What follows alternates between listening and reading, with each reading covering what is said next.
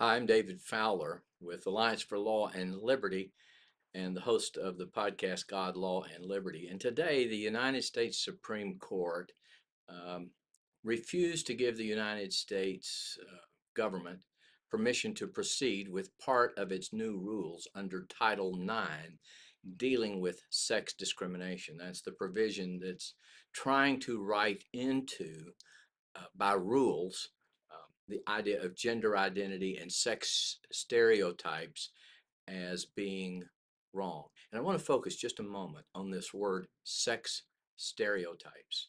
You see, there are stereotypes that are negative, but how do we understand what is a sex stereotype versus something that pertains to the nature of what a person is?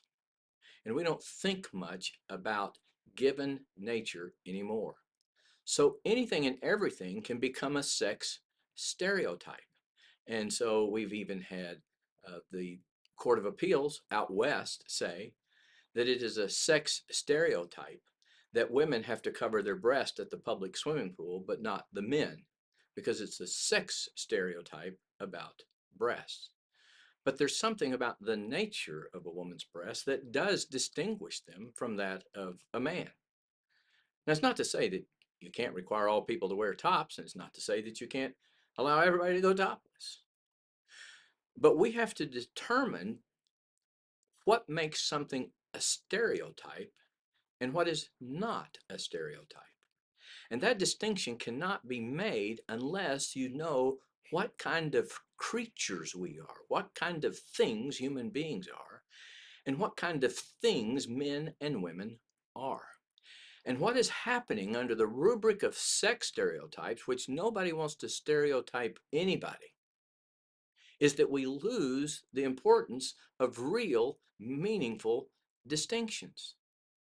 So, for example, in this issue of transgenderism, I was part of a brief in the Sixth Circuit defending Tennessee's laws stopping doctors from rendering sterile young people who think they're transitioning in their gender, and this is what we said. And this explains the kind of thing that I'm talking about. The contest in this case, we wrote, raises questions as to whether there is a human nature, whether male and female are objective conditions of identity that the state may recognize. In other words, is there something real about the nature of the kind of beings we are, and our sexed bodies pertain to that meaning? It doesn't mean that we're less than human if we're male or female, but there are differences. And I would submit to you that the Christian would understand this because the Christian would understand that God is one in essence, but three in persons. We are all human and should be treated as human, and certain things would be stereotyping humans, such as we once used to do on the basis of the levels of melanin in somebody's skin or their country of origin. But are there not true distinctions that are not stereotypes, but real givens about who we are? So I hope we'll begin to think carefully when we just randomly say we don't like sex stereotypes. Well, what kind of creatures are we? Can men be secretaries? Absolutely. Can only women be secretaries? Well, obviously not. There's nothing about being human that says, well, that job can only be done by a woman or only be done by a man. But there are some things where those differences are real and they're not stereotypes.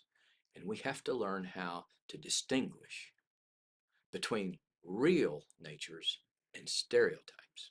Hope that's helpful.